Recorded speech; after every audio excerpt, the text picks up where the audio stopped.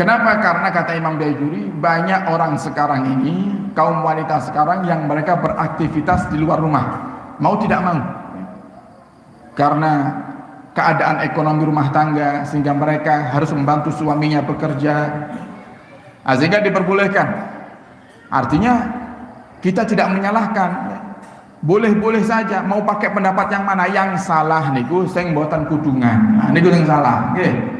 Yang salah itu yang tidak nutup aurat tapi tidak pernah diributkan. Pernah tidak ada orang yang rame membahas tentang tetangganya yang selalu pakai pakaian pendek? Tidak ada. Tapi lek punya tetangga yang pakai pakaian tertutup rapi, pasti langsung tuduhannya kata aneh aliran sesatnya. Kumpul ratau, tanya juga tidak, langsung sesat. Nah ini ibarat sekarang ini, zaman sekarang setan tuh punya senjata baru. Pokok kalau melihat ada tetangganya yang mengamalkan sunnah Nabi, langsung setan tuh bisikin telinga, radikal itu, ojo tidak. Radikal itu ojo dekat-dekat, itu selalu. Makanya semuanya harus butuh ilmu, supaya kita tidak masuk golongan orang-orang munafik.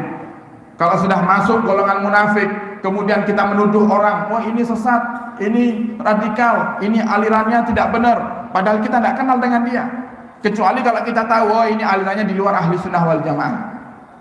Oh dia yang mengatakan ziarah kubur itu syirik. Oh dia yang menuduh kita menyembah kubur, padahal kita tidak pernah menyembah kubur. Kalau kita tahu, kemudian kita berhati-hati dari dia, boleh. Kadang ini kebodohan manusia, sudah awam, tidak ngerti ilmu, terdorong oleh hawa nafsu dan tipu daya setan, yang akhirnya Allah catat munafik. Kenapa Allah catat munafik?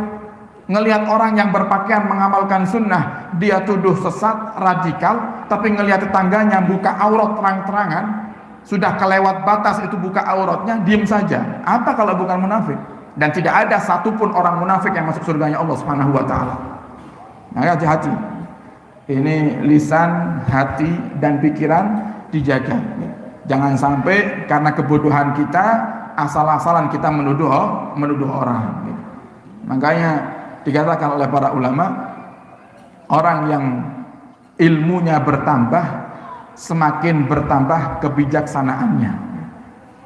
Orang yang ilmunya bertambah, semakin dia tidak gampang-gampang menyalahkan orang. Orang yang dikit-dikit menyalahkan orang, merendahkan orang, menganggap remeh orang, itu pertanda kalau ilmunya cetek, ilmunya sedikit, atau bahkan tidak punya ilmu sama sekali, tapi pura-pura menjadi orang yang berilmu.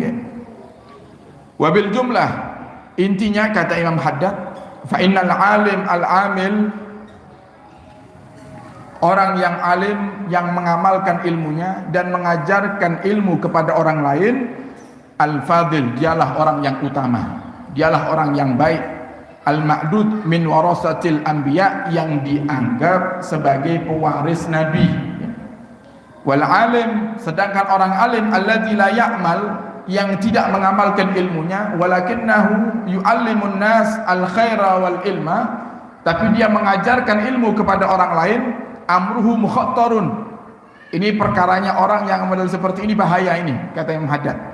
Wa huwa khairun, tapi dia lebih baik, bikatsir, lebih sangat lebih baik, minal alim, daripada orang alim asyarir, yang akhlaknya buruk, mengajak orang kepada keburukan.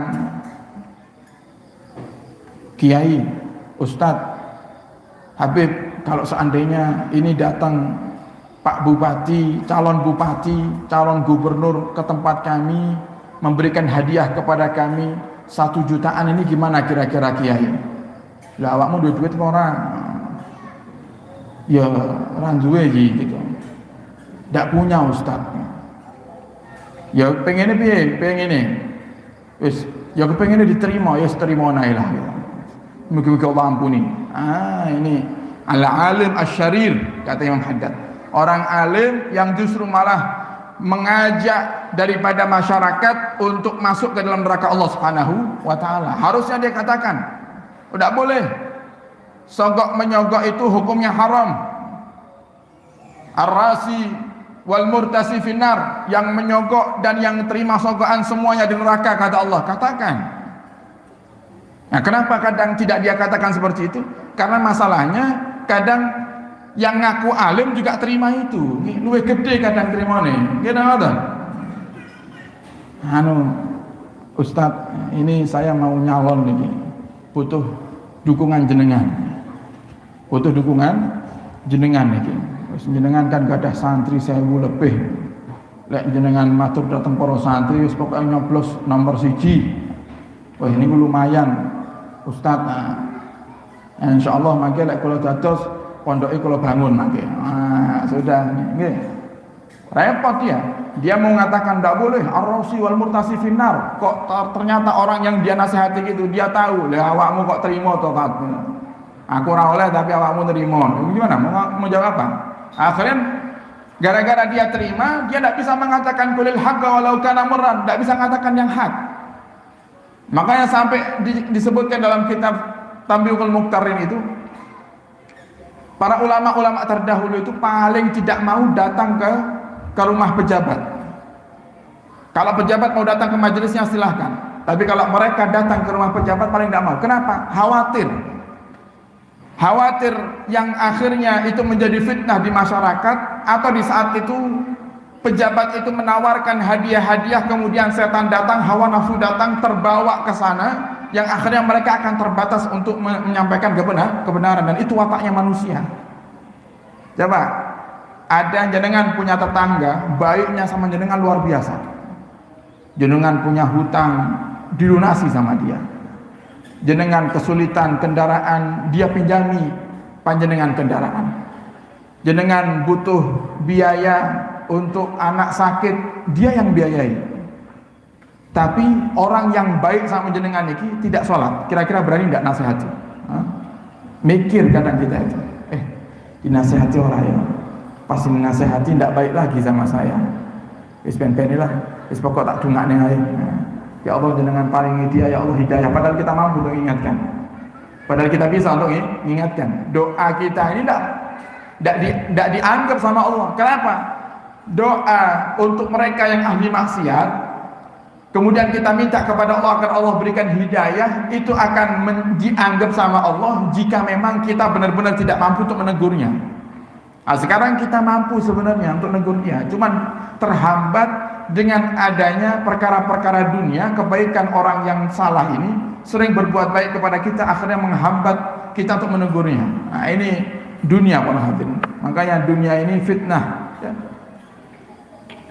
Dunia ini semuanya isinya fitnah, kecuali apa kata Muhammad? Sudah fitnah, mal'unah, dilaknat semuanya oleh Allah Subhanahu wa taala, kecuali 3. Illa dzikrullah, orang-orang yang selalu mengingat Allah, berzikir kepada Allah. Wa alim, orang yang berilmu. Wa muta'allim, dan orang yang mau belajar ilmu. Nah, ini kita masuk panjenengan semuanya ini yang dijauhkan dari laknat Allah Subhanahu wa taala.